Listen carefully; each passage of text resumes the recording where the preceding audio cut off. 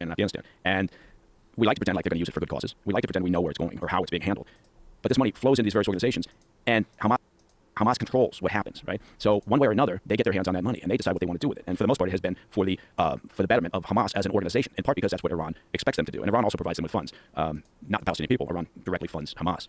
So over the years, they have the leadership, and particularly the political leadership, who all basically live outside of Gaza, in Doha, in Qatar.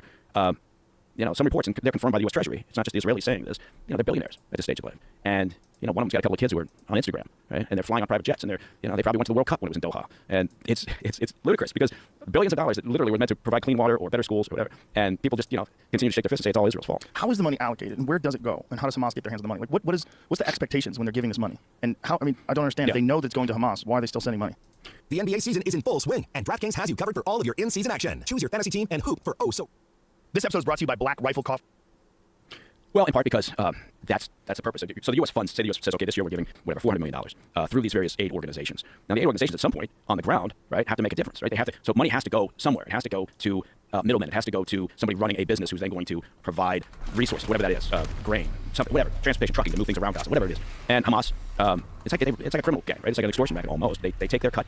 They tax the resources that are brought in, right? Most of those things have to move. The most efficient way to move goods and services through Gaza at this point, because of all the work they've done in the tunnels, is the tunnels. So they tax goods moving through the tunnels. They make their money, right? And I'm not equating Hamas necessarily to a mob, but it's kind of what they've been doing. And so now the money that comes from Iran, that's a different. That's direct to Hamas. That's direct to Hamas. Again, they take their cut, right? But then they spend it because they're beholden to Iran. They spend it on what they're supposed to, which is, more weapons, more gear, paying their fighters. And so, yeah, I keep coming back around to this notion that Palestinian people have been getting screwed, left and right. There's no doubt about it, right? And civilian casualties are tragic and sad, right? But we live in a very pragmatic world. Hopefully, you can't rule this thing by feelings and hope and positivity, right? Hamas chose a certain path, and they have to be dealt with, right? Because if you stop and allow them to say, okay, well, Hamas is still there, they're still running things, nothing changes. Doesn't improve the lives of the Palestinians, right? Continues to fuel and fund terror.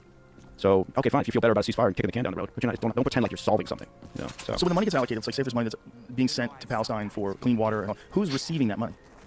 Well, it's funneled through the organization. So like that money is think about it like a bank account. It's deposited with the UN refugee office. They decide, they allocate, because they have essentially vendors, right, who are saying, okay, we're going to provide penicillin, or we're going to provide hospital beds. So they're parsing this out to a variety of vendors, both in there's an attempt to try to ensure that it's Palestinian businesses. And Hamas also runs enterprises overseas, right? So, outside of Gaza. So they run businesses in Turkey and a variety of other countries, right? So sometimes that money's going to a Hamas-controlled business, right, to then theoretically purchase whatever is necessary. We shouldn't imagine that Hamas they're not like Al-Qaeda. They're not sitting in a cave somewhere, right? They've been doing this for a while. And, it's a bit like the IRA. The IRA started out with a very clear mandate, right? Eventually, an element of it was just about drugs and guns and money. Keep coming back around to Hamas. They realize they got a good thing going, right? Stability is not going to keep that gravy train running. So, peace with Israel, that cuts off a revenue stream for Hamas, right? In a sense, even though they still theoretically they could be smart and they could say, okay, if we have peace with Israel, then we establish a long-term governance thing here, then we can keep that gravy train going. But they would lose their funding from Iran because the last thing Iran wants is peaceful coexistence with Israel. And part of this was they looked at the Saudis talking to Israel. They looked at the possibility of that, meaning that there would be normalized relations with Israel. And they're just not going to allow that to happen. So, and for the time being, it worked, right? You've got how many members of the Arab?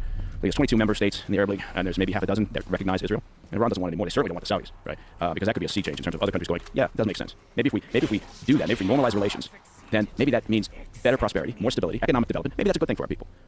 But again, that would imply that Israel has a right to exist, and the Iranian regime draws a line at that. Yeah. What is the worst case scenario here? Well, the Biden administration would tell you the worst case scenario is we get into a shooting match with the Iranian regime. Right? Again, it's not the Iranian people. Iranian people have amazing, rich history, and they've been under the thumb of the Ayatollahs for all these years. I suspect there's a number of them who would like to see a sea change in Iran, right? But I think from the Biden administration's perspective, a regional conflict that expands, right, and not just Hezbollah up north, really getting into it. And things are heating up there, right? So it's getting a little testier up there with Hezbollah in Lebanon, but a wider conflict than that, right? And look, the Iranian proxies in Yemen have been firing their own missiles towards Israel, not with much success. But you're getting these little probes there. Iran, I think, would stop short of being directly involved. They've got enough in the way of proxy groups to probably keep this going for some time. But I think the goal here should be, yes, not a wider regional conflict, but you have to be pragmatic and understand that this is all originating from the Iranian regime. Right? So if Hamas is sorted out and the conflict as it currently stands ends, and you don't get something bigger up north with Hezbollah, you still have the Iranian regime sitting here. They still have proxies, even if Hamas is degraded. It's not like that's down to zero. The problem continues to exist. So the best answer, I know you asked about the worst situation, but the best situation would be if the Saudis and other nations in that region would normalize relations with Israel. Right? Is that possible now after all this? Yeah, I think it is. I think the Saudis realized that they were going to have to back off for the time being. It puts them in an interesting situation, but I do think that they'll look at it in the long term and think, yeah, I think we have to move in that direction. Who knows how long it could take.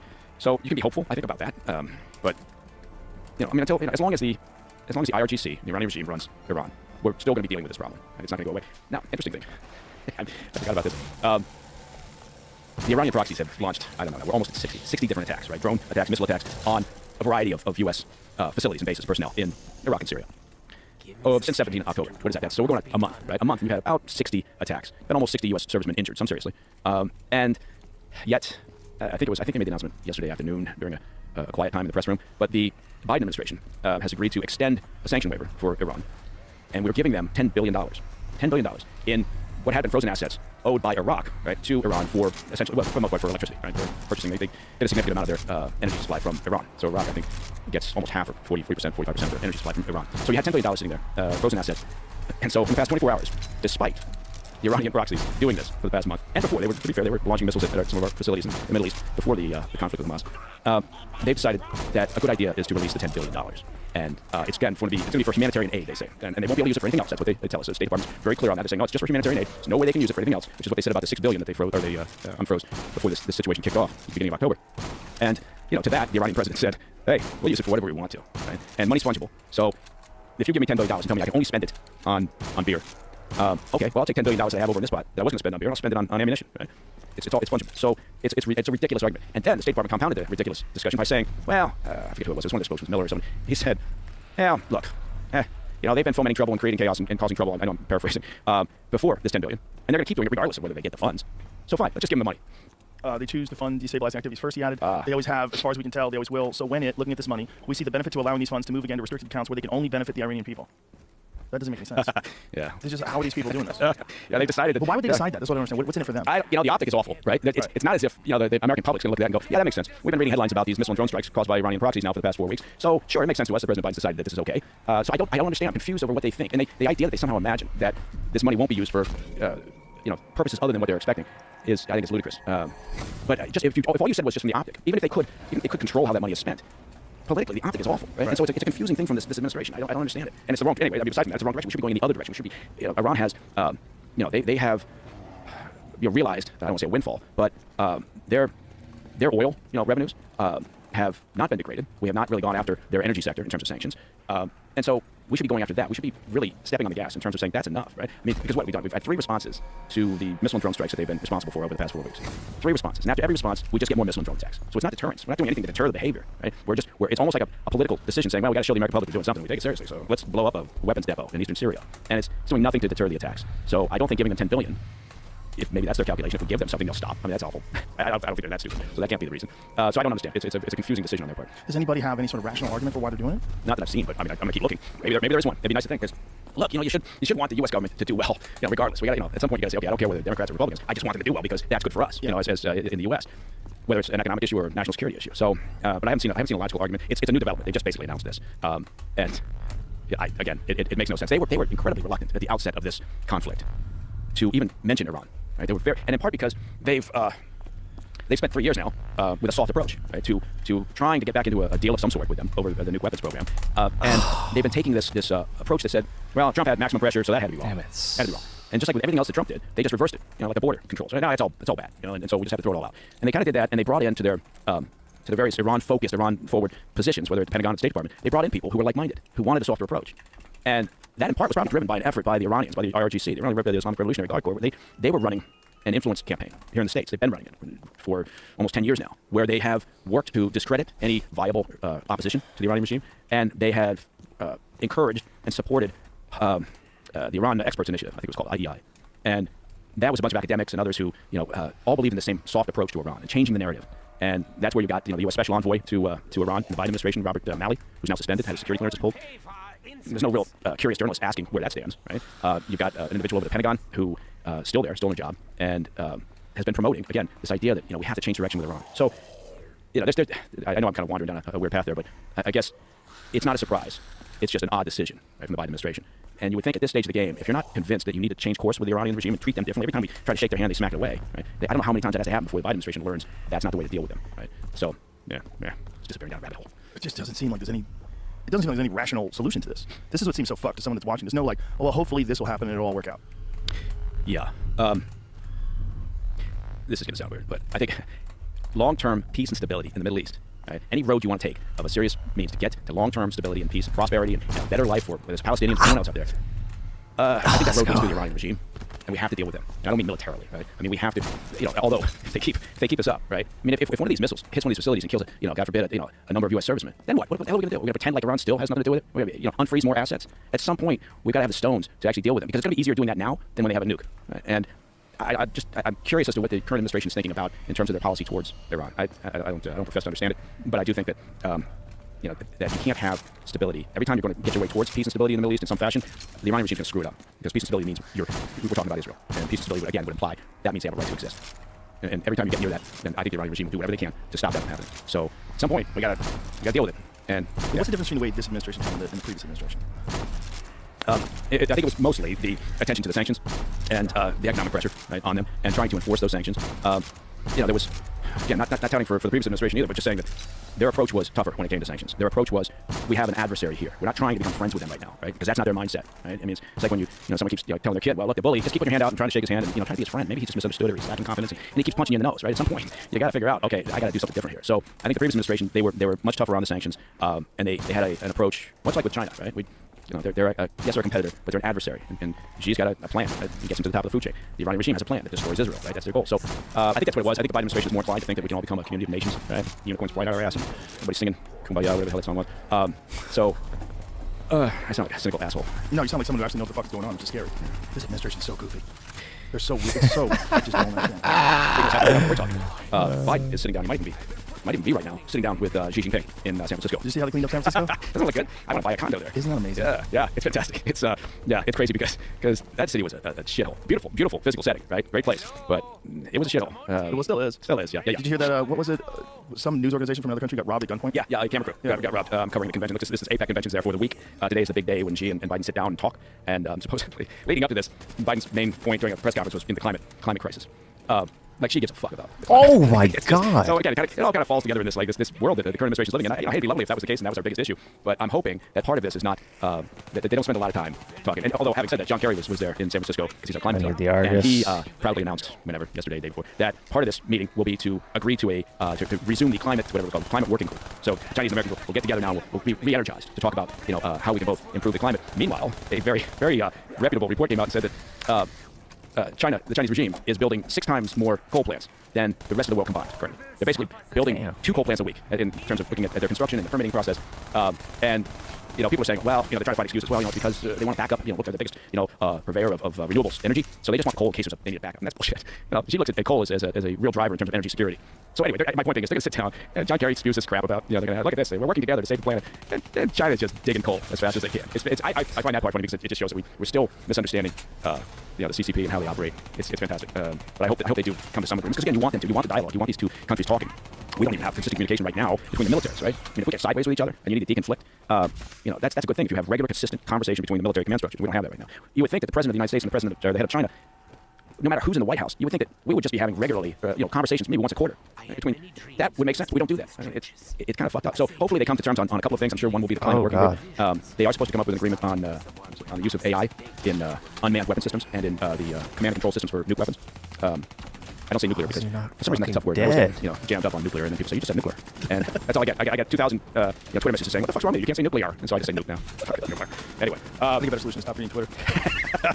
Yeah. Although I no, you're right. Actually, that is probably, and you told me that before. Just don't read what people It's not good for you. Yeah. Although I've been getting a lot of compliments about the president's daily brief. Oh, that's great. Yeah, did I just throw that out there? Yeah. Good for you. Yeah, it's #1 on Spotify News now. Fuck yeah. I know. That was awesome. My primary goal was to beat NPR. And we did. And now we're doing an afternoon edition too. So you get your PDB in the morning, the president's daily brief, and then in the afternoon on your way home, or when you're unwinding over a cocktail, you get the afternoon bulletin. And it's been a great experience, but I digress. Do you enjoy diving into all this stuff now because you're doing this podcast? This episode is brought to you by Traeger. Now is the perfect time to shop at Traeger.com because they have a sale going on right .com/JRE. I do. I mean, I always have, right? So this is just a nice.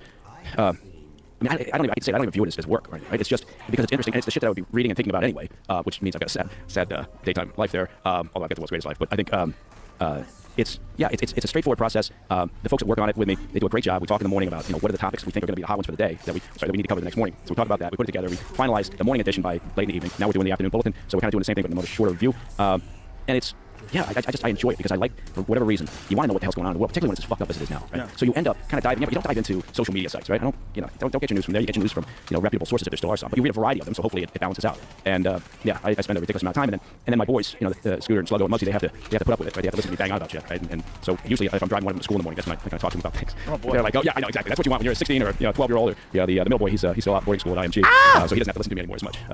But I tell you, that's an operation. IMG, fantastic. He's really loved it. Not that you asked, but I love talking about IMG? It's an academy. It's a boarding school down in Bradenton, Florida. He started there in late August, plays basketball, and it started as a tennis program, Nick Bollettieri. So Agassi and a bunch of folks went there, and then they built it up, and it's amazing. It's like a D1 campus, and they do a great job. So he's loving it down there. Look at that weight room. Whoa. I mean, yeah, exactly. That's like a major sports team's weight room. Yeah, that's nuts. It is awesome. crazy, and their teams, and they, so he's in middle school, plays basketball, but they're national champions in a variety of sports regularly. Their football team looks like Alabama, right? Their high school football team. But it's just a good bunch of people in there, and you're giving kids an opportunity. A lot of those kids, they just love the sport. Like, they're not going to advance to play college ball, or that's a small number, but you give them the opportunity to excel or to see what excellence looks like, and that helps them in a variety of other things, and propels them, I think, in life. They say, no, I want to get to that point. This is how hard I got to work. Now I got to make a decision. Do I do that or not? Right. And so they give them that opportunity. It's been great. And being a part of a structured program makes you realize what's involved in success. Yes, exactly. And if you don't have that, I mean, that's why you look around sometimes and you think, well, if people don't have role models, if they don't have mentors, if they don't have what looks like success, right? Well, then maybe it's not a surprise that they're not succeeding. Right? So you got to, and this is a different example. I'm not making comparisons there between what happens in the inner city and they don't get to see things to that, because that's this is a very privileged opportunity that that these young folks have, and they hopefully feel very fortunate about it. Right? That's the other thing. Gratitude. You got to feel like you appreciate your opportunities. But I think I worked with a nonprofit for a while in New York City that was focused on education of middle school students. And the idea being is that those kids in the city, in New York City, as an example, they make a decision. Is education for me? Am I going to stick with it? Am I going to high school? Right? They make those decisions in middle school, right? And that's a hard cutoff for a lot of them, right? If they just get that impression that this is not for me, I'm not going to succeed, I'm not going to do it. I don't see any reason for it. I don't understand why I'm supposed to go to high school. So the idea was you work with those kids and you give them the opportunity. You show them what success looks like. You show them what opportunity can do for them, and you encourage them. And they got to do the work again. They got to try. But a lot of those kids just don't have that. They got a mom who's working 4 jobs, put food on the table, make ends meet. Right? They don't have role models they need. So it was a real eye-opening experience and a very good one. But it was called Citizen Schools. And anyway, so back to your original question. I very much enjoyed the President's Daily Brief. It's been a really good experience so far. And I think I mentioned that we're number 1 in news on Spotify. Yes, you did mention that. I did mention that. Okay. What is your take on, one of the wildest things that's happened, we kind of touched on briefly, is how quickly everybody forgot about Ukraine. It just went out of the news. Yeah. It's like the moment Ukraine came along, that's when everybody stopped talking about COVID. COVID kind of just vanished because, okay, now we have a new thing to focus on in virtue signaling. That's a good point. Yeah. Instantly. Yeah. It just the pandemic just ended. Went away. We're all good. Even with crazy liberals that are still masking, they kind of eventually took their masks off and said, I think we need to just, Ukraine's the focus now. Have you been on planes lately where you've seen people with masks still? I see them walking down the street. Yeah. In New York City, I saw quite a few people on the street with masks on still. Yeah.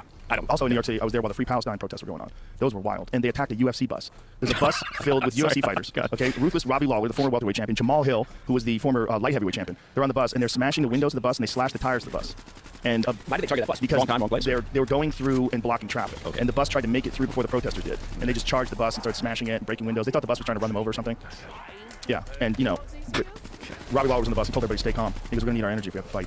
Because that's the last fucking dude you want calm and ready to fight. I mean, he would have gone out and slaughtered 20 people. I was going to say, could you imagine? You've seen what these protesters look like. Most of them are, at best, are a buck, right? And they look like a bag of milk. Yeah, they've been eating a lot of oat milk and veggies. Not that They're that's so calm. Well, yeah, I was there last week. There was a massive protest. Not massive, I don't want to overstate it, but there was a big protest outside. Round one.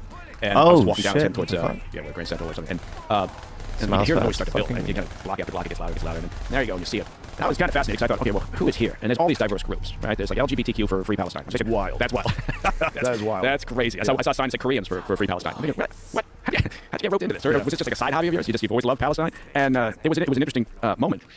But you could also see the faces of people walking, passing you on the streets, and sort of the unease, right? Because it was underlying it just seemed hostile, right? And it seemed angry. Right? It wasn't a protest out there just like you might normally see for some benign issue. This was a little ugly, and it shocked people, I think. Is this organized? And is it organized and funded? And if it's organized and funded by who? Well, when you look at it, you see lots and lots of graphically well-designed, professionally produced posters being held up. And then you see occasionally, you'll see the one-offs, the hand-scrawled Koreans for Free Palestine. And you see the rows of porta potties, right? Somebody's putting this together, right? And so somebody's spending money, right? And they're getting permits, and they're doing these things, right? It's not like some random. They want you to believe that it's this grassroots thing. It's funded and it's organized, and where that money is coming from, who knows? I'm sure it's coming from a variety of leftist organizations, and it's who knows? Maybe some of it's coming from Hamas businesses and organizations. That is exactly what they would do, right? Is to promote this.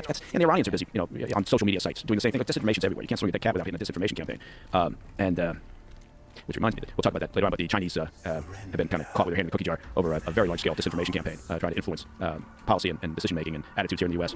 But it's what Hamas would do. It's what the Iranians would do with more resource, is to organize these types of things. And ideally, again, you want to make them seem spontaneous. And so, and it works. You see that on the news. You see, oh my God, these protests. And say, well, there's a lot of people against this. And the next thing you know, there's this international pressure, and suddenly the White House is talking out of both sides of their mouth. They have unequivocal support for Israel. I think we might need a pause here. We might do this. Okay. That's simply because of the Biden administration looks out there. They make a political calculation. They see all these protests here in the U.S. I mean, the college campuses. They've got a 2024 election coming up. They don't want to lose the Arab American vote. They certainly don't want to lose the youth vote. So what do they got to do? They got to pivot a little bit. And they got to start talking about ceasefire or a long pause. Or, my God, don't be firing up a hospital or whatever. Yeah, no shit. Sure. I think the IDF knows not to, go in, full bore inside a hospital, right? I think they're going to be a little more strategic than that. But the White House does it for. So they're basically driving foreign policy because of U.S. Domestic political concerns, right? What's going to happen in the 2024 election. So I don't think that's necessarily a good way to run foreign policy. What is the China thing? You're saying China got caught with their hand in the cookie jar? Oh yeah. That's another thing. It'd be nice if Biden would mention this to Xi when they're sitting down, which they are.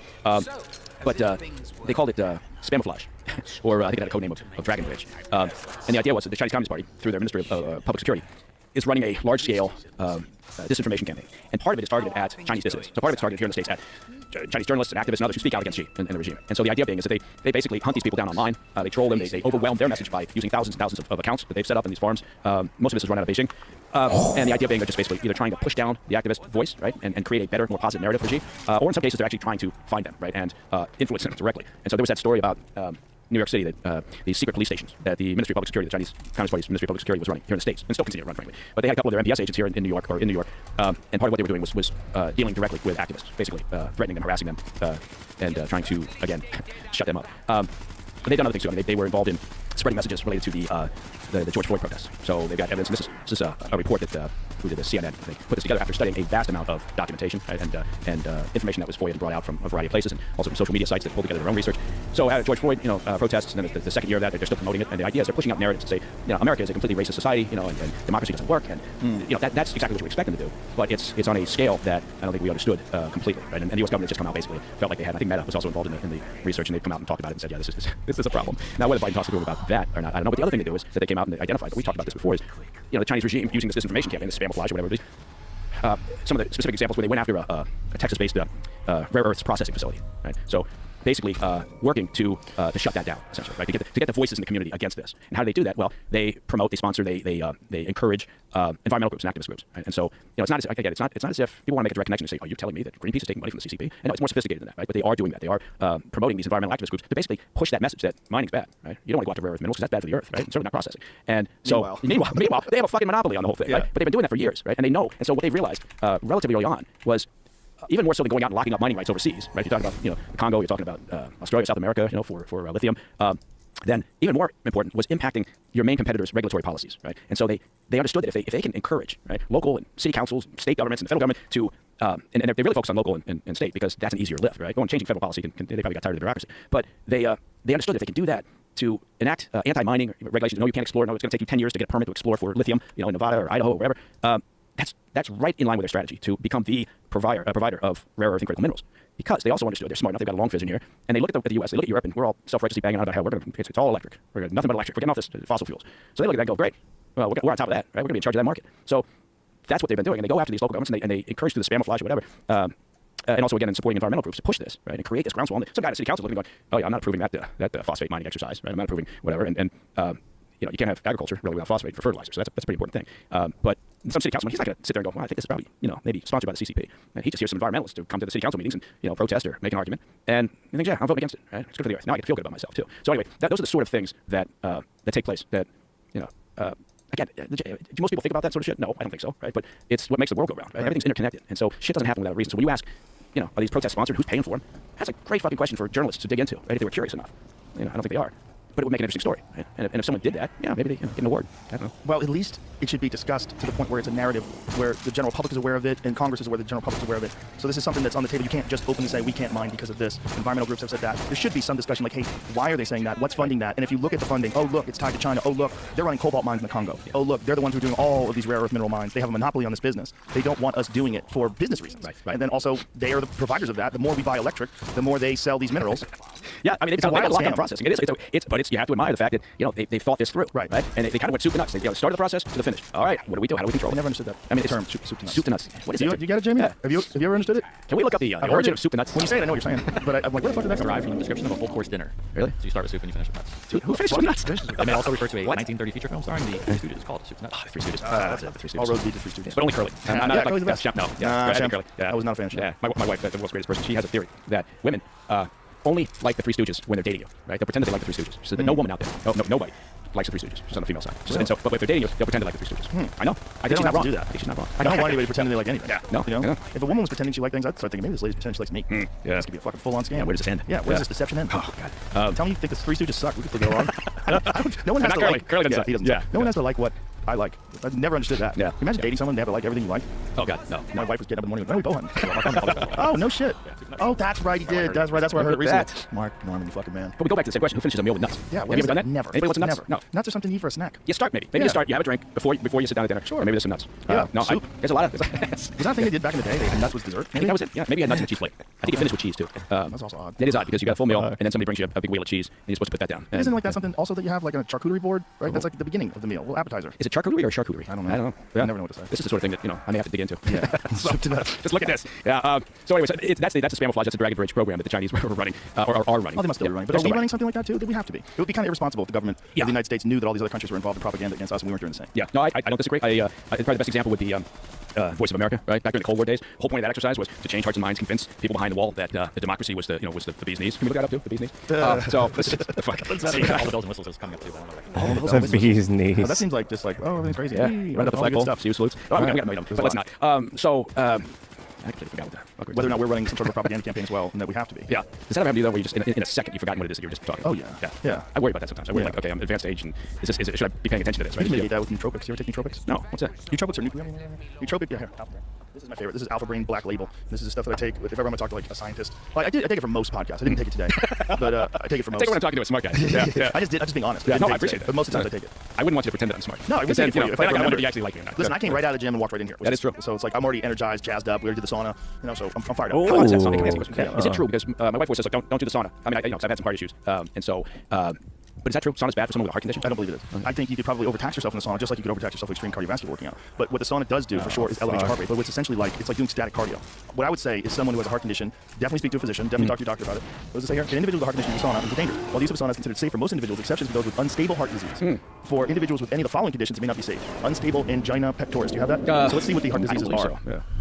But I think these are people that are like ready to die. Yeah. Recent heart attack within 2 weeks. No, mine was a while ago. Uncontrolled hypertension, decompensated heart failure, and severe aortic stenosis. Yeah, I don't think it's bad for you. This is what it does. First of all, the benefits of it are vast. There was a study out of Finland that showed that at 20 years, they did this long-term study, people who used the sauna 4 times a week experienced a 40% decrease in all-cause mortality. 40% decrease in stroke, heart attacks, cancer, everything. And the reason for that is heat shock proteins. What happens when you're in the sauna, it's you can't stay in there, right? You can only stay in there for a short amount of time, so you do 20 minutes. And what happens during that 20 minutes is your body's freaking out because it's 185 degrees in there, and you're sweating, and your heart is pounding, and you develop static cardio. So your heart rate, many times when I do it, I go straight from working out, my heart rate's already elevated, and I climb right into 185 degrees, my heart rate stays elevated. And it gets as high as 150 beats per minute sometimes, especially if I'm doing like heavy-duty cardio and then I jump right into the sauna. It's rough, but it extends your cardiovascular output, and it creates heat shock proteins, and heat shock proteins reduce inflammation throughout the body. There's amazing benefits for the sauna. Does it dilute blood vessels? Does it constrict? I don't think so.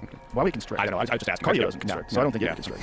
I'm just You just have to asking. make sure, A, you're hydrated. You have to take electrolytes, which I do. I take a lot of electrolytes, and I stay hydrated. And then you get in there, and you're essentially, you're treating your body in a way that your body, it's not sustainable, right? So your body knows, like, oh my God, I'm going to fucking die if this guy stays in here. And so that process of your body compensating for that heat creates these heat shock proteins. And these heat shock proteins are amazing at reducing inflammation in your body. You feel great when you get out of there. Yeah. You just feel loose and relaxed, and there's an overall sense of wellness and well-being. It's just really good for you. I always like the sauna. It never as aggressive as the protocol you go through. But Yeah, but you don't have to do that. yeah. You can do 160, Yeah. 160 for 15 minutes. So it just any time you can get into the sauna and get those heat shock proteins, it's good for your body. Yeah. And if you're worried about your heart, just don't do it so hot. Yeah. Just do it 160 and do it for 15 minutes and build yourself up to it. But it's great for your overall health. Yeah, that's. I mean, I've been meaning to mention it to my cardiologist, but I'm too disorganized. What is the issue with your heart?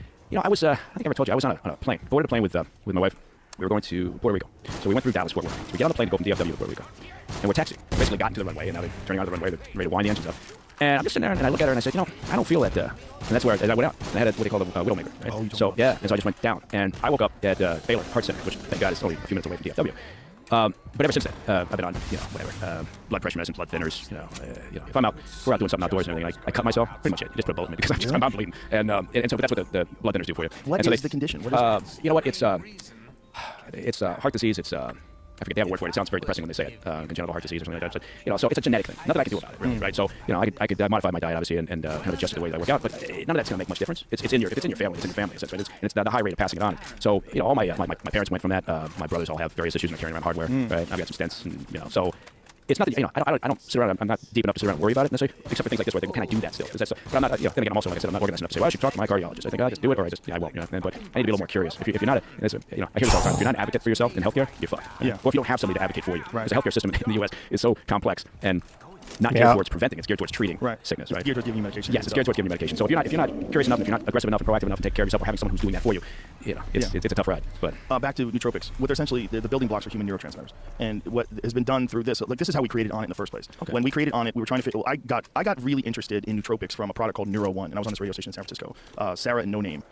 And they had one of the No Name, that was, I forget what his real name is, but he had this stuff called Neuro One that Bill Romanowski created after his football career because he was having a bunch of problems from concussions and memory loss and all sorts of different things. So he started researching different nutrients that enhance memory. There's a bunch of different ones that are considered nootropics. There's some stuff that I use called Neuro Gum. This is some stuff, Neuro Mints. I have no affiliation with these people other than I buy their stuff. I do have an affiliation with On It. But so we created this, and when we created it, there was a lot of people like, oh, this is snake oil. So we ran 2 double-blind placebo-controlled studies at the Boston Center for Memory, and it showed increase in verbal memory, it showed increase in reaction time, peak alpha flow state. It works. And with On It, we have a 100% money back guarantee too. So if you try it doesn't work, you get your money back. What it does do is it enhances. I want to make sure they still have that. I'm saying that. The bottom line is what it does is it enhances your memory, and your mind works better when you take it. And again, it's not just Alpha Brain, which I do take. There's another product I've taken called True Brain that works really well. I really like that Neuro One stuff. You just mix it with water. The Neuro Gum is great because I'll chew a couple pieces of Neuro Gum before I do stand up, before do different things where I have to really think clearly. It works. okay, yeah, well, I'm sold. I'll give it a try. There's real nutrients that have been clinically shown to enhance memory, and what we have done is created a synergistic compounded blend of these, and we sell it in that form. And this is the strongest form of it. It's Alpha Brain Black Label. Yeah, I mean, there are some. Yeah, there are some times when I'm just like. It'll help. Yeah, 30 seconds and I'm like, what was I talking about? It'll help. Well, I Yeah. guarantee it'll help. There's a ton of my friends swear by it. I've given it to them and they're like, holy shit, this stuff works. My friend Anthony is the director of the UFC. He takes it every time. When you're producing the UFC, there's all these fucking moving parts. The camera, get this guy over here, move that. Like, you have to be on point. And he said it's made a tremendous difference for him. But it'll help your memory. Yeah. It does work. And so what do you get online? Or? Yeah, I'll send it to you. I'll just give you the address. I'll have a bunch sent to you. Cool. I was going to mention Ukraine because we started talking about that and how quickly we turned off it. But you see Zelensky's asking for credit now because we won't give him any more money. Yeah. Give me credit, then I'll pay you back. Yeah, that's not a good road to go down. But look, they're in a bind. I was going to mention that UK intelligence they came out with a report looking at the total number of casualties on the Russian side so far, and they are basing it on, they've done a fairly exhaustive study, and they're basing it on, they think it's about 300,000, right? 300,000 casualties. Not all dead. I mean, I think there's 120,000 of those are dead. But to put that in context, right, it's not even 2 years yet for Russia in terms of this war. And so 120,000 dead. They lost in Afghanistan, which for them was 10 years. They lost about 15,000 or so. Again, great estimates, right? I mean, because neither the Russians nor the Ukrainians are being transparent for reasons that you can imagine in terms of morale, but they're not being transparent about their numbers. On the Ukraine side, it's again, decent U.S. estimates, it could be about 70,000 or so. So it's a lot more Russians than Ukrainians? A lot more, but they have a lot more personnel, right? I mean, think about it. They're 3-1, right? In terms of outnumbering Ukrainians on the battlefield. They got That's pretty extraordinary, though. It is. It speaks to poor command and control. It speaks to poor battle management, right? There's a lot of reasons. It also speaks to just complete lack of concern over the lives of a lot of the soldiers that are thrown out there. Those numbers, by the way, they don't even involve the Wagner Group or private contractor groups. So who knows how many of those folks went. But the problem is that, you look at that and you go, that's awful, right? But it shows Putin's mindset. He doesn't care, right? He's willing to keep throwing people into this grinder and say, you're fine. So it does look like, and the winter months are approaching, which slows everything down, it does look like this thing is going to go on for a while. And, I mean, unless they can come up with some settlement. But right now, the Russian military is pushing offensively, right? They're trying to actually regain and gain some ground before the winter months really set in. The counteroffensive that Ukraine's put together has been, somewhat disappointing, to put it mildly. And then during the winter, what's going to happen? The Russians are they're going to spend their time attacking Ukraine energy targets to try to freeze them out during the winter, which they tried last year and had some success with. They're also going to dig in. They're going to harden their lines where they're at. You got the Ukrainians. They're things slow down. They're probably going to end up focused most of the time on supply chain. Right? If they can cut the supply chain or the supply line, for the Russian military, that's a big win, right? And that's why they've been so keen to get more advanced artillery systems in there, because they want to be able to hit those facilities. They want to hit the lines. They want to be able to hit command and control. Because I think they realized, they're getting into one of their generals actually said this, and then Zelensky had to come out and clean up and say, no, we're not in a stalemate. But one of the generals said, we're kind of approaching a stalemate here. So, but to your point, all those people are out there waving flags saying we stand with Ukraine. We get to fight right now. It's over, right? It's over. I mean, so and the Republicans are. I always thought the Republicans wanted to defeat communism and defeat, somebody like Putin. But, they're the ones breaking ranks right now, saying, no, their point is we want to see transparency. We want to know where that money's going, and that's a good thing. Some of them are just kind of reading political tea leaves and saying, I think the general public's getting tired of this. Some of them are legitimately saying we're spending way too much money on Ukraine. Why are we spending it here? And what kind of accounting do we have on the money that goes over to Ukraine? Well, and here's where it's complicated in the sense that we spend a lot of time berating Ukraine for being very corrupt, and it has been. It's been very corrupt. And so that's part of the problem is we knew going into this that they had a real corruption issue. Right? And then we give them $80+ billion.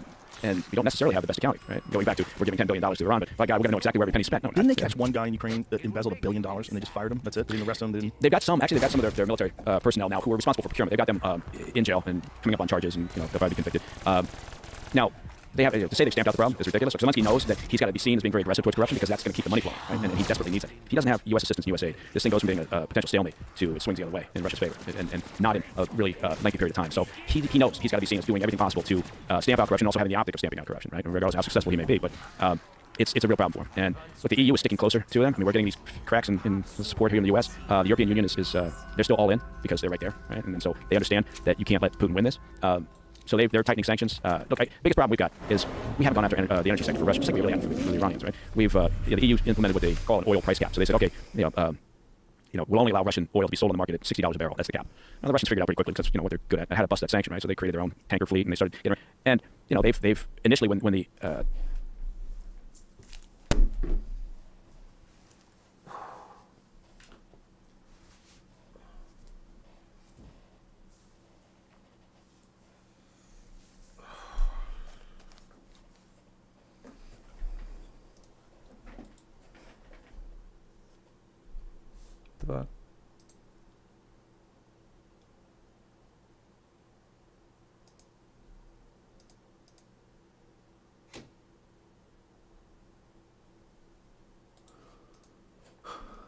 that oil cap was put in place by the EU, their revenues really dipped. And when oil revenues dip in Russia, Putin can't fuck around, right? He can't do what he's doing. He can't support it. And we haven't been serious about maintaining that, right? We haven't, because in part it's energy. Europe needs some of that energy, so they got to keep it flowing. But they figured out a way to beat those sanctions, and so they've doubled the amount of money that they made in October compared to September. So they're generating enough to keep the war effort going. Is what I'm saying, in a not particularly eloquent way. So yeah, I don't know. There's the Nord Stream pipeline, right? So Seymour Hersh reported that the U.S. destroyed the Nord Stream pipeline, but now it's being talked that Zelensky and the Ukrainians destroyed it. Yeah. It looks like what's his name, Javinsky? I forget what his name is. But it does look like, based on the latest reporting, that it was a special operations effort by Ukrainian military. And the reporting is that was a small team operation, that Zelensky was kept in the dark, in part because they wanted to do possible deniability. It's not necessarily look if they don't go to the and say this is what they're doing, you authorize it. Zelensky probably would say no, so there's no that. They probably will think it's a good idea, so we're going to do it. Let's keep him in the dark, and then he can say anything about it. But it does look like it was a small team operation. Sailed a boat, maybe 2 boats out there, dove down, blew up the pipeline, and then it's been confusing ever since, right? How did Seymour Hersh get it wrong? I don't know. I don't know what his sources were, so I don't want to say anything. He's a very, he's a focused and energetic, investigative guy. He's certainly got a lot of experience. So I don't know what his sources were. But there was, Russia was being blamed. People were saying Russia did it, which was not out of the realm of possible. People were saying it's the U.S. People were saying it's Britain. People were saying it's Ukraine. Everybody was blaming everybody else, and it's still not completely clear. But it does look like it was something the Ukrainians did, and at the end of the day, that would make sense, I think. But it still needs a little more clarity. But I think that seems to be where it's going in terms of the reporting. But it's remarkable because February will be 2 years, and we were in Afghanistan for 20 years before people just said fuck it, we're done, right? We can't do it anymore. This has been not even 2 years, and you've got some people in the States going fuck it, we got it done. Do we really need to worry about this? And it'd be great to figure out a way to be more efficient with our spending of our money and more transparent with it. But I don't think people should underestimate Putin's ability to keep putting people in the front line and just riding this out, because his calculation, much like it was with Hamas knew what was going to happen with their narrative. I think Putin looks at the West and says, "You get tired of this. Right? I'll just outlast you. I don't care." And he's dedicated to rebuilding in some fashion the old Soviet Union. Aren't they taking prisoners out and giving them, what was the report? That they were taking people that had these long-term prison sentences and they were giving them the option to fight in the war, and they would release them. That's exactly right. And that's where Yevgeny Prigozhin, who ran the Wagner Group, or was the owner essentially of the Wagner Group, and then he died in that completely mysterious plane accident. After he tried to stage a coup. Yeah, I don't know what happened. I'm gonna look into that because I'll bet there's a conspiracy there. There's a conspiracy there, but I'll bet we can get to the bottom of it. Unverified, but that's the entire report. Ukrainian POWs being sent to fight their own army. Russian news claims. Oh wow. So they're taking Ukrainian POWs. Oh. Unverified footage from state media shows captured soldiers swearing allegiance to Russia as a part of the new battalion. Wow. Well, that makes sense. Well, now it depends on where those folks were taking POW, and it depends. If they were in eastern Ukraine, remember, then Donbass region. Yeah, the Russians have been there for going on 10 years, and the Russian argument is always, well, these people are more Russian than they are Ukrainian. They actually should be with the motherland. So you may be talking about folks who got picked up and like, fuck it, I just got conscripted into this. I didn't, not me. I'm Russian. All right, I consider myself to be Russian. So there may be something more to this. But yeah, on the other side, the Russians, the Wagner Group built itself up by pulling recruits out of prisons, and throwing them in the front lines. And that's. But I guess the point being is that Putin is doing what, in a way, the Russian military has always done. They've just outlasted, right? You look at World War II. I mean, what they put up with there, and the losses that they had. I mean, it's insane. Yeah. And I think the German calculation was always, we'll get to a certain number, and they'll give in. They never did, right? Because they can put up with a lot of suffering. So I think that that's what Putin's counting on here. And again, he looks at the West and goes, yeah, you guys aren't going to last this one out. And again, if he's right, and USA dries up for Ukraine, that's fine if that's what people want, but they better understand what that means. And it means Putin's going to win, right? And so, just understand what your actions could lead to. When Trump comes along and says, I could wrap all this up in 24 hours, how is that even possible? What is he saying? Yeah, that's a good one. I know. I'm the only guy. What does he say? I'm the only one who can solve this. I'm the only one who can sort these things out. He's Trump's being Trump, and but he's he doesn't believe that. I think he's not an idiot. He says these things and he knows he's saying it, and he's going to get a soundbite. And for Trump, all media is good media. So But no, there's no way to solve this one easily. Look at this. We've got two fucking major conflicts going on, two different parts of the world that are enormously complex, right? And you look and go, okay, when is this? How are we wrapping this one up? Right? How are we going to end this? It's a very, I'm not saying anything that's particularly clever, but it's an enormously difficult time right now. And people talk about, well, World War III. That was always the beef on Trump, was he's going to lead us into World War III. Well, I mean, I don't know. Can he do any worse than where we're at right now? Right. Again, I think, maybe so. But it's just, I don't think we're at the World War III point. We would be. The potential for a bad thing to happen if Iran had the nuke, right? That increases exponentially, right? Because then in that situation, you don't know, and maybe it does happen. Iran attacks Israel. Yeah, Iran attacks Israel. I don't think it's going to happen in part because I don't think Israel's going to allow that to happen. Getting good intelligence on the state of the weapons program in Iran is a very heavy lift, but I think Israel, has certainly better intelligence than they had on the potential Hamas attack that was building. So I think if they get that sense, I think they will act because they're probably thinking, same calculation, right? We can't, we're certainly not going to be able to find stability once they get that, right? Because that's just going to loom over the region. And then the Saudis will say, okay, we want one too, right? Maybe more than one. You usually have more than one in the closet. And then all hell breaks loose. So, people always worry about, why are we talking about the Iranians and getting the nuke? Well, look at the fucking regime, right? And look what they're willing to do. And look at the trouble that they instigate, the problems they create, the instability that they generate. You think, really? You think it's going to get better if they get what they want with a weapons program? So I think the Israelis, the IDF, would make every effort to degrade that capability if they thought that the breakout was too soon. And who knows? Maybe the U.S. military, depending on the administration, maybe they would step in and provide that support. I don't know. So the previous administration had harsher sanctions. And what else did they do that was mitigating a lot of the problems we're seeing right now? Well, they did. Remember, they killed Soleimani, right? From the RGC. That sends a message, right? Soleimani had a lot of blood on his hands. But you have to remember, the Iranian regime is also responsible for the death and injury of a lot of U.S. service personnel, right? Because they were actively involved in working to get IEDs into Iraq, and they were training and providing support, and so they were killing U.S. service, right? And again, we keep trying to imagine somehow we can disconnect Iran. Okay, we're not talking about the Iranian regime, we're talking about their proxies and everything. But it all kind of flows back to them. So I don't know. I think I'm not suggesting a military conflict with them. Don't get me wrong, but I do think there are things we can be doing that can perhaps minimize their desire to pursue this path, or at least make it more difficult. You're not going to get rid of that desire. But yeah, so killing Soleimani was a good example of what they understand, right? They look at that and go, okay, they fired a couple of missiles, and they gave us a heads up before they did it, right? Because they were like, fuck, they're willing to do this. Now we have to respond because we have to show our proxies, and we have to show our regional neighbors that we're serious, right? We're not going to get pushed around. And they give us a heads up, so we're going to fire a couple of missiles. So that's deterrence, right? And that tamped them down. Occasionally you get a Houthi missile flying over from Yemen. But, so I think that's, again, you have to do something that's deterrence. And blowing up a weapons depot in response to a couple dozen missile drone strikes, and then they keep doing that. And then the last one I think was Sunday. This past Sunday, we hit a training site and a safe house, I think, used by IRGC and also by some militants that they have in the area. And then immediately after that was the third response. Immediately after that, we get more missile drone strikes. So, I can't, repeating the same thing over and over again, expecting a different result. It's the definition of insanity. So the previous administration, they had a lot of flaws and problems, but I think in dealing with Iran, I think they were demonstrably tougher. And I think also in dealing with China, I think they were demonstrably tougher. We'll see what happens out of this meeting today with Biden and Xi. I'm not particularly optimistic. What's your take on this whole Trump trial? Because one of the wildest aspects of it is that every time they go after him, he rises in polls. And he was at the UFC this weekend in Madison Square Garden, and he showed up at the UFC before. And the response back then was a lot of cheers, there was some boos. This was a couple years ago. Now, when he walked out of Madison Square Garden, it was fucking bananas. Really? It Went was, crazy. the whole place was cheering. He walks out to Kid Rock's American Badass with Kid Rock and Tucker Carlson walking in like the right-wing Avengers. And the place went nuts. He's on the screen, and I'm telling you, the 99% Well of built, people. right? That's Yeah. the Bud Light moment right there. Yeah. I mean, can you hear it? Give me some volume. Why isn't it? See if we get some volume. I'm telling you, the fucking cheers of the crowd were nuts. I mean, it was overwhelmingly in support of him, and it lasted a long time. I mean, it was a roll. Making his way into the building. One of the bigger mixed martial arts fans I know, President Donald Trump, taking his octagon side seat for UFC. That's crazy. Oh my God. I mean, you had to hear what the crowd sounded like before he walked in, and then when he did. I mean, it was just overwhelming cheers for like over a minute. I mean, just imagine a minute of people screaming at the top of their lungs. Yeah. Well, obviously, you look at the trial, and you have to assume. You kind of felt it. That's the rare fight. Okay. Oh my God. And obviously, this is a cage fighting crowd, right? This is not like a fucking unbiased sample of the general public. Yeah, the New York elite buying tickets to the cage fight. It's certainly not the liberals. But yeah, if you look at the trial, like the Democrats look at that, and they think the same thing, which is what the fuck, right? They think, how do we beat that? Right. And so, maybe you beat it by just keep throwing shit at the wall until something sticks, right? But to your point, every time they do that, his poll numbers go up. Yeah. And Biden's doing his own thing over there, where his poll numbers are going down because of his own actions and the current administration's behavior. But and not just that. It's not people realize he's really rapidly deteriorating. Yeah. I mean, there was a video the other day they were showing before the 2020 election. Biden was talking, and there's a marked difference between his ability to communicate then versus now.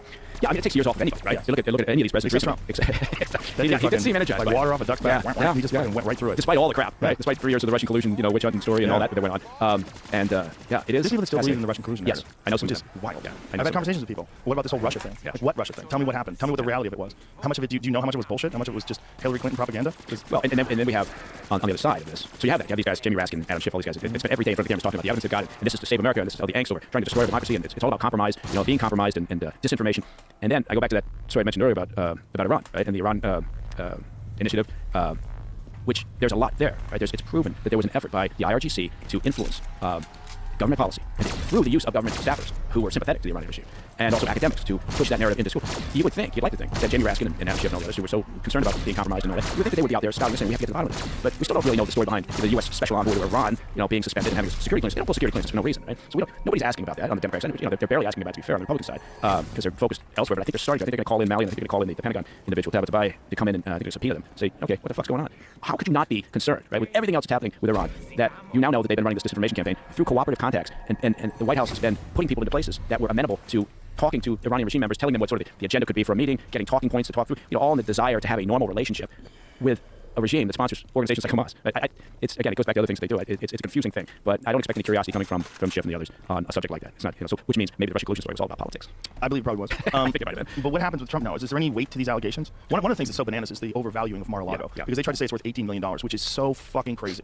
It's an enormous piece of land, some of the richest real estate in all of America. And even if there wasn't a Mar-a-Lago there, like this insane, beautiful resort, right. Even if that wasn't there, just the real estate's probably worth $50 million. Absolutely. Just the land. Yeah, the land itself. And so, at least. I think all the liberals that may be living in the area down there were probably like, oh, God, this is going to completely devalue our property. So they're probably pissed off as well. But no, nobody in their right mind actually believes that that's a legitimate assessment of that property. How can you get away with doing that and trying to enforce that in a court of law? Well, I think they'll lose. They'll probably win the day in terms of this trial. Right? They're going to pound this thing until, and it certainly appears as if the judge is all in. Right? I mean, he doesn't seem like he's inclined to throw anything out.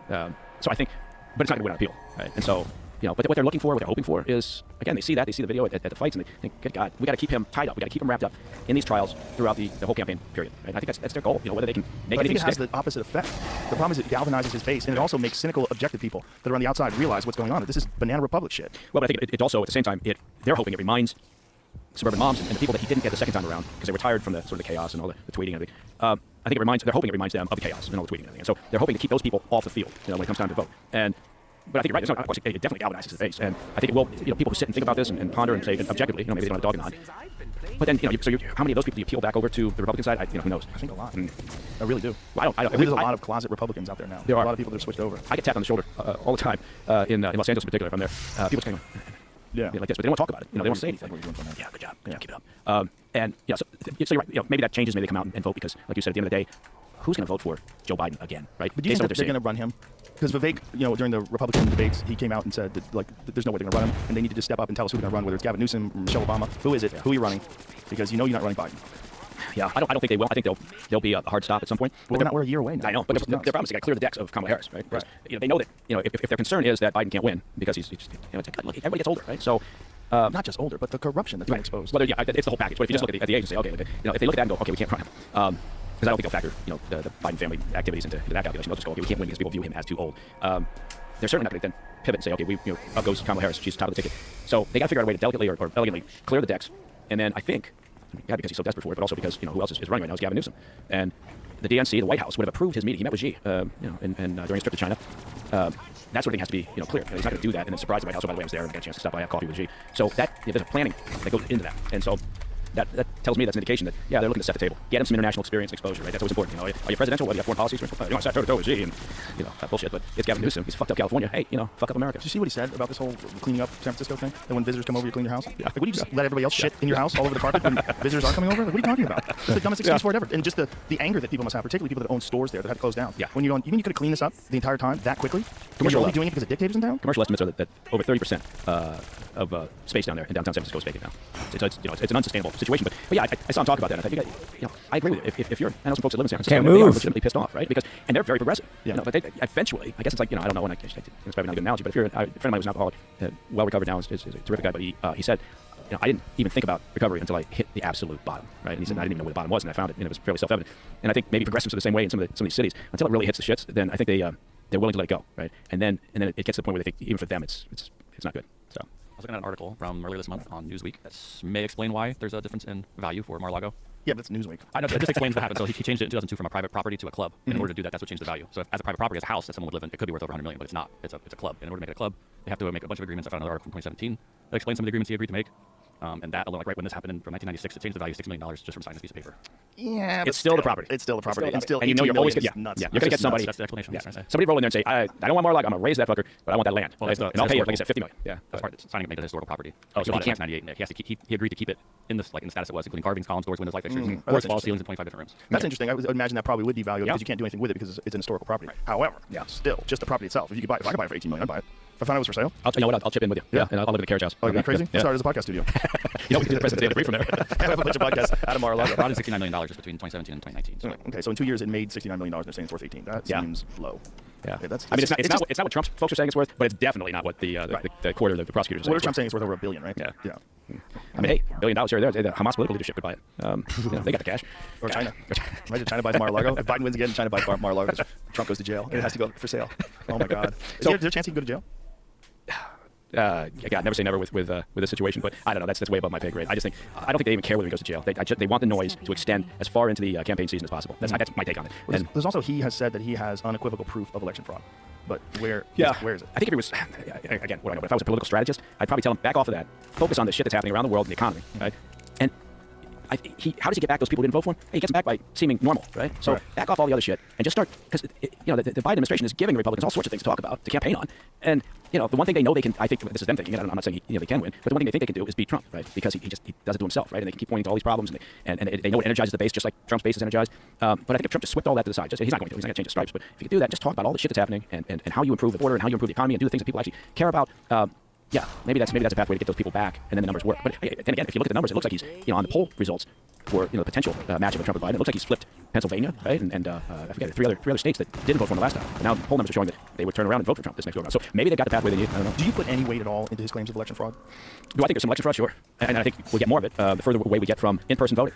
Show up at a fucking voting poll or a poll center. Show your ID, whether it's your fucking driver's license or your immigration card or whatever you got, right? That's not tough. Everybody can get a fucking Costco membership and just vote. We used to be able to count all the votes, right? In the course of the evening, you go, okay, they won. But The problem during the pandemic was the mail-in votes. The mail-in votes. They got everybody scared. They want to go there. And the campaign or the Democrats want to keep that. They say, well, it's really good because it promotes it. And yes, you want people, you want to make it as easy as possible for everybody to get out and vote. But it's get out and vote. It's not in public. Yeah, it's not create some endless runway of opportunity for you to mail in some ballots or get out there and not bother to have your signature checked, whatever it is.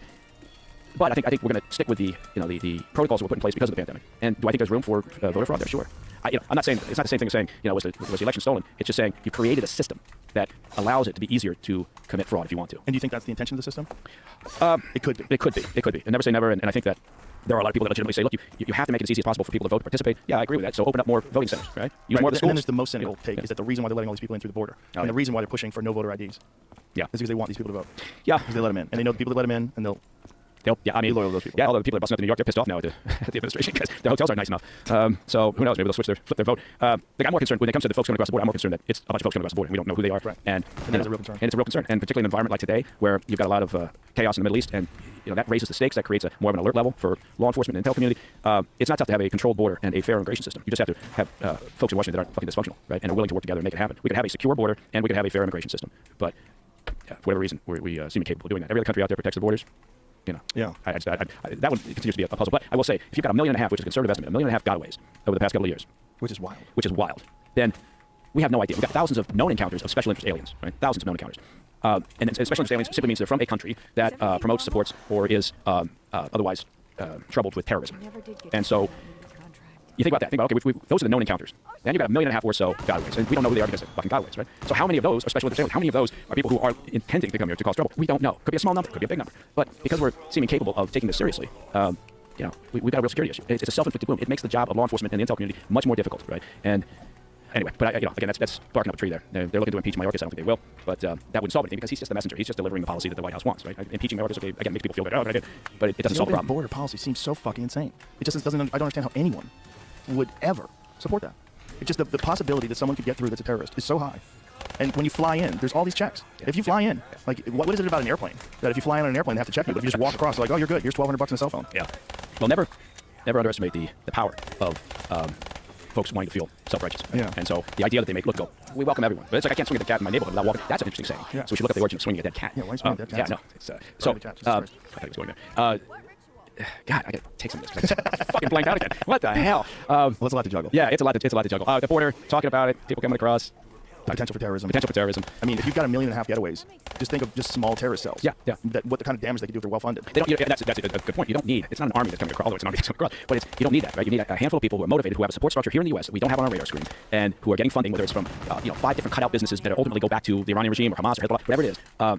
That's what you have to worry about, right? Because that's what that's how these things get kicked off. And one of the easiest things you can do, it's not easy, but one of the things they should be doing is securing the border. And again, you can do that, have a fair immigration system, and keep combining those two things because one doesn't defeat the other. And the White House should always want to do that because it's a national security issue. And their primary objective, their number one job, is to keep citizens of the country safe. Again, it goes back to other things. It's like, who in the White House sat around the other day and said, you know what we should do? You know what would look good? So if we gave the Iranians $10 billion. I'll bet that would get those poll numbers up, right? Who makes these decisions? So I agree with you. It makes no sense. Who are the people that think open borders are a good idea, other than people who think everybody's welcome? I know what I was going to say. I couldn't swing a dead cat around the neighborhood without hitting one of those signs that says, all are welcome here. And then it lists all the people who are welcome there. And it's in their front yard. And I guarantee you, they wouldn't be welcome there. Pull that bus up that's been dropping people off in Eric Adams. That's in your neighborhood? Yeah. Boise is it's a great town. But it's also, it's a Democratic city council. It's a blue spot in a red state, right? How does that happen? Is it a university there? There's a university there, but it's not. Yeah, it's a good question. I don't know. Yeah, it's a good question. I don't know how it happens. But in part it happens because liberals, progressives, I think are better at the concept of we want to control things. Let's control it at the base, right? Let's control it at the bottom. Let's get the city council. Let's get the PTA. Let's do those things. And the next thing you know, then conservative folks, Republicans are like, what the fuck happened? But I get they do their best. And Boise is a great town. The state is fantastic. I'm supposed to shout about that. I'm not supposed to talk about that. What did I do? I mentioned this. I go. There's a great bar it's a bar and restaurant in Boise called the Stagecoach, and I think it's the greatest place, and it's been there forever. And people are fantastic. Bartenders are great. You always know what you're gonna get. It's a very, very old school. The waitresses used to wear these cowgirl outfits. They got rid of that, but with the fringe skirts, and it was just a great place. And I mentioned it at some point when people were like, no, stop talking about it. Stop talking about Boise, how great it is. Stop talking about this because too many people, and we're getting a ton of people moving up there. I bet. It's well, people are fleeing California. Yes, exactly. And then they bring their fucking goofy ass politics to Boise. Yeah, because they don't draw a line, right? They say, wow, this place is really gone to shit. I gotta move. That's nice. That's a nice place, whether it's Boise or Montana or wherever. And they don't draw a connection between that and how they voted in the previous location. Right. So yeah, I mean, maybe one day it gets to be like that, but then we'll just move up to the mountains. So. Oh Christ. What? Oh no! Everybody just keeps moving away, hiding. The problem just keeps getting bigger. Yeah, no, you're right. There is that element. You're right. You keep moving. But people worry about that with Texas because so many, there's all this turn Texas blue, which good luck with that. Yeah, you don't think that's gonna happen? Yeah. Especially when it's guys like Beto or O'Rourke. Oh, that's your fucking choice, that dork. Well, and I will say, it is good in the sense that it doesn't seem like anybody's talking about Beto anymore or Pete Buttigieg. Some of these cats that were running previously. Yeah. And you thought, who are these people, and why would you possibly think this? I mean, they were running Vanity Fair articles about Beto O'Rourke, and he's the man. He's such a fucking tool. Right, 330 million people, and that's your guy. So yeah, maybe they don't have success with Texas, but I do think it is a problem that you've seen here in Austin, right, over the years, and so I think we're gonna get that same issue with Boise eventually. But yeah, people just move and they think, I'll just keep voting the way I voted, and then they're shocked when things start to go to shit again, and then they move. They're like a swarm of locusts. I just compared the progressives to a swarm of locusts. Yeah. That's probably not good. Well, I want to hear about that. They're certainly infected with a mind virus. It doesn't allow them to look at reality. And just they're so loyal to the party. And when you're connected to an ideology, you subscribe to everything in that ideology. And you think you're on the good side. And there's social pressure from the people that are around you in your neighborhood. They all want to think they're doing the right thing, so that you're on their side. We're all in this together. And Trump's Hitler. Yeah. No, I think that's where it's. And that's what the problem we've got. How do you correct that? How do you right the ship? How do you get? And we talked about that before. I don't think there's a way to do it because people are retreated to the trenches, right? And it's like the Ukraine-Russia conflict, right? I mean, they're on both sides. Nobody's moving, right? The lines, it's like World War I. Nobody's moving the line. And so here we got the same problem. Everybody's in the trenches on the right and the left, and throwing fucking hand grenades at each other. And you think, how do we get back to something that's normal? And you got this primary system that encourages, right, this divisiveness. The primary system encourages the hardened edges to get out and vote during the primaries. So then what do? You end up with a candidate who appeals to them. And they're going to try to soften it up a little bit for the general election. But it's a selective process that I don't think does our country any good. So that's well, it disappeared on that Mike, right. you never disappoint, but you always freak me out. I have to bring you in when I don't know what the fuck is going on. Because you have a rare ability to sort of distribute this information and make it accessible to people. Well, I think there's a no, fuck it, no. I was about to say there's a positive side here. Or there's to look on the bright side. I'm going to have to work on that. I'm not sure what that is right now. Yeah, that's the real concerning aspect of all this. I don't know what the positive side is. And I keep going to, I don't know how this ends well. That's what scares the shit out of me. Yeah. Both American politics and global conflict, it's like all of it seems like it's moving towards a very bad direction that keeps accelerating. Well, I think, the problem is if we can, there's got to be a very short timeline on the IDF, on the Israelis degrading Hamas, right? I mean, if they have, by some accounts, Hamas was made up of about 30,000 fighters. 30,000. Numbers aren't clear in terms of how many militants they killed. The health ministry, newspapers always cite the Gaza Health Ministry. It's run by Hamas, right? So when the Gaza Health Ministry says there are 11,000, fatalities and 40% of them are children, that's coming from Hamas, right? So you have to understand that. You have to step back and go, okay, there's a lot of civilian casualties, but what is the number, right? I'm not taking the word of Hamas for anything. But you also have to be, empathetic. You have to look, this can't keep going on. But they've got a right to exist and defend themselves. And yes, they need a solution. There's going to be a two-state solution. They talked about that all the way back in the late 30s, right? That was when it was first come up. Two-state solution. It was, before World War II, and they were saying, this is what we need to do. It came out of previous to that. Palestine, the history of Palestine is fascinating, right? controlled by the Ottoman Empire for 400 years, and then the Ottoman Empire lost it because they sided with the Nazis during World War II, and so that broke up the region, and they kind of split it all up. And Britain was given the mandate to control it, and then they realized what a mess that was becoming. World War I, they create what was it called, the Balfour Declaration, right? I mean, this thing is and then eventually they got to the late 30s, and the Peel Commission decided let's do a two-state solution. The Arab world unanimously said no, right? The Jewish population, some said okay, we could consider that, and others said no. There's no good answer, to this, and that's why I guess I always try to end on something. My wife says I need to end on something positive. I can come up with one. Tell her to come up with one. Yeah, exactly. Yeah, let's give her a call right now. Let's get her on. Let's say, Give us the bright side of this. Anyway, listen, I appreciate it, man. I always love the conversation. I do as well. I appreciate you coming on. And one more time, President's Daily Brief. It's available number 1 on Spotify. I heard. Get that? You know what? I'm glad you mentioned that. It is number 1 on Spotify. That is actually pretty fucking awesome. Congratulations on that. That's fantastic. It's available wherever you get your podcasts. It's so great you beat NPR. I know, right? I hope that continues, man. Thanks, Joe. I appreciate it, man. Appreciate you too. Bye, buddy.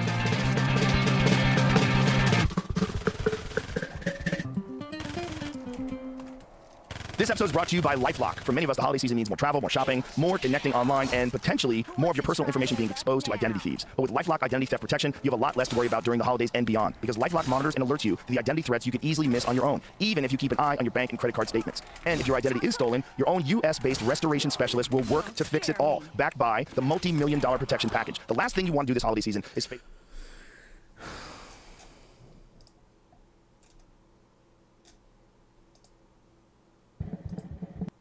so I think we're gonna get that same issue with the allergen. I mean, they're on, and so that broke up the region, and they kind of split it all up. And then eventually they got to there's no good. Give us the bright side of this. Anyway, listen, I appreciate it, man. I always love the conversation. Wherever you get your podcast. It's so great you beat NPR. I know, right? It's available number 1 on Spotify. I heard. Get that? You know what? I'm glad you mentioned that. It is.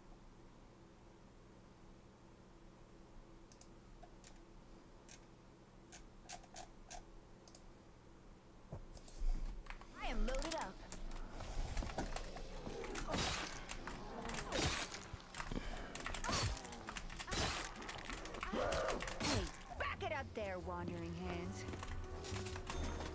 Why did you kill? What? Kill who?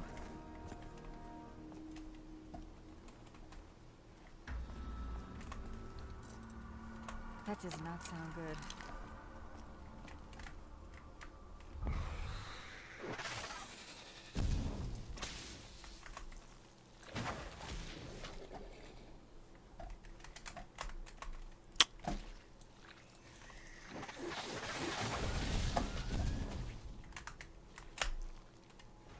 Oh, I can't jump on that.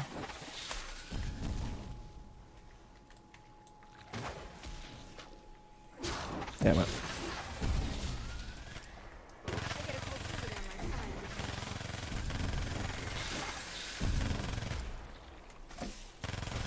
The rules are no touching. How about that? Free ammo. I can only help you if you confess. Only through acceptance can the mark be removed. Maybe I'll save this for later.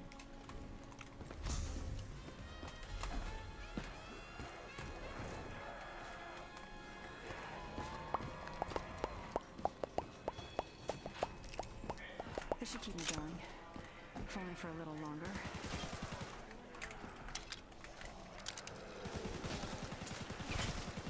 Lay a hand on me. Up close? You guys really stink.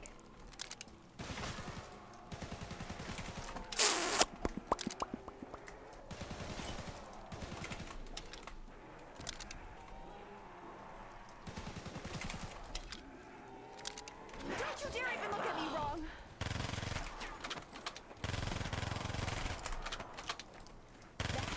That's a no-no.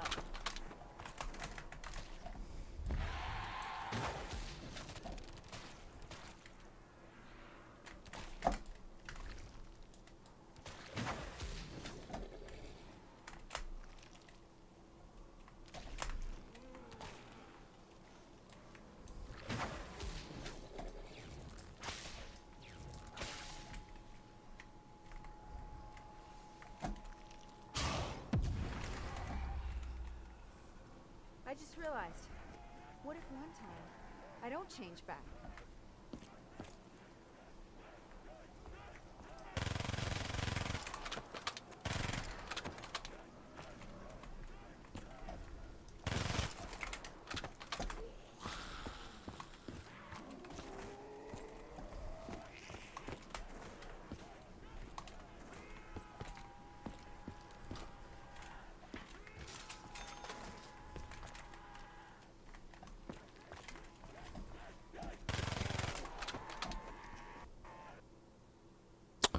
Lovely.